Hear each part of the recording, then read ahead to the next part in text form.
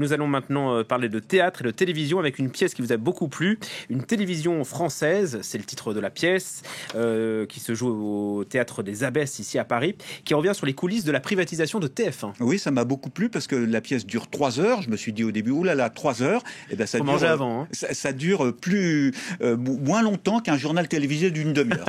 Ça va très relatif. Oui, non, c'est absolument passionnant. On est entre 1986 et 1994, donc avant et après la privatisation de TF1, et on a 11 comédiens qui interprètent une foultitude de rôles, des rôles politiques. On croise Jean-Marie Le Pen, on croise François Mitterrand, on croise Jacques Chirac, bien sûr, et puis on croise aussi ceux qui ont en quelque sorte œuvré pour la privatisation de TF1, Francis Bouygues, Bernard Tapie, et puis aussi tous les animateurs et tous les journalistes stars de TF1.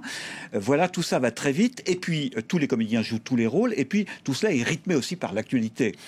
Ça commence notamment avec l'élection présidentielle de 88, le débat Mitterrand-Chirac. On a la chute du mur de Berlin en 1989 et puis on a la première guerre du Golfe en 1991, juste avant les débuts de la télé Tout Info en France. On va écouter le réalisateur, plutôt le metteur en scène et l'auteur de cette pièce, Thomas Quilardet, et puis aussi des extraits de la pièce. Tout ce qui est dans la vie de la rédaction, c'est des personnages, on va dire les personnages dominants qu'on voit sur les 8 années dont vous parlez. Ils sont inventés par moi, mais les dialogues dans la rédaction sont inventés. Mais c'est vrai qu'il y a des verbatims comme cette audition de Francis Bouygues et de Bernard Tapie devant le CSA de l'époque, qui s'appelait la CNCL. Oui, c'est très proche du réel. C'est vraiment l'aspect documentaire un peu de la pièce. Pauline, vous m'entendez? Oui, Patrick, j'entends les avions voler au-dessus de moi. J'espère que ce ne sont pas des armes chimiques. Oui, Pauline, vous êtes bien équipée, j'imagine, n'est-ce pas? Je viens à peine d'ouvrir mon kit. Est-ce que vous nous parlez avec un masque à gaz, Pauline?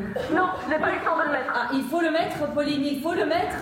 Patrick, je vous quitte pour pouvoir le mettre. D'accord, alors allons retrouver Michel, peut-être. Michel, d'autres images, d'autres informations? Oui, non, je sais pas. Alors Olivier? Non, pas pour l'instant, mais cela serait tardé. Hein. D'accord, merci. C'est les phrases qui ont été dites par les journalistes. Ils n'avaient aucune information, rien à dire. Il fallait qu'ils tiennent 24 heures sur 24, que c'était demandé par la hiérarchie. Et donc c'était brodé sur du vide.